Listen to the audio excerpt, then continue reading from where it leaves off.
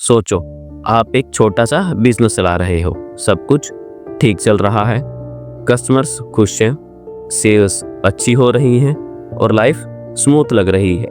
लेकिन एक दिन आपको जीएसटी डिपार्टमेंट से एक नोटिस मिलता है। उसमें लिखा होता है कि आपको टैक्स देना है, पर आपने अभी तक टैक्स पेमेंट नहीं किया।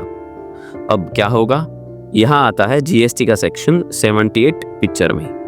चलिए एक कहानी के थ्रू समझते हैं। ये है राज, जयपुर का एक टेक्सटाइल शॉप ओनर। जीएसटी का ऑडिट चालू होता है और ऑफिसर्स को पता चलता है कि राज ने गलत इनपुट टैक्स क्रेडिट क्लेम किया था। अब रिजल्ट ये हुआ कि ऑफिसर ने सेक्शन 73 के अंदर एक ऑर्डर पास किया और बोला राज को 2 लाख का टैक्स, इंटरेस्ट और पेनल्टी देना पड़ेगा।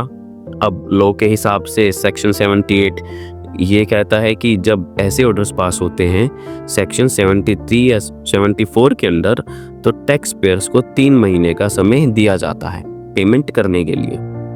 लेकिन यहाँ ट्विस्ट है, अगर कमिश्नर को लगता है कि गवर्नमेंट का पैसा रिस्क में है तो वो रिकवरी 3 महीने से पहले भी शुरू कर सकते हैं।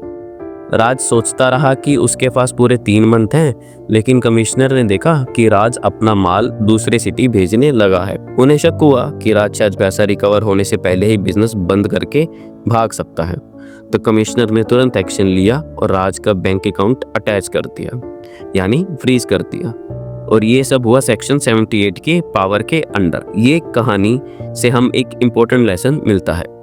जीएसटी लॉ आपको 3 महीने का समय जरूर देता है, पर अगर आपकी एक्टिविटी से डिपार्टमेंट को डाउट हो गया है कि पैसा रिकवर नहीं होगा, तो रिकवरी जल्दी भी स्टार्ट हो सकती है। तो अगर कभी आपको ऐसा कोई ऑर्डर मिले तो डिले मत करो, या तो पेमेंट करो या तुरंत अपील फाइल करो। जीएसटी के मामले में स्मार्ट और अलर्ट रहना ही सबसे जरूरी है।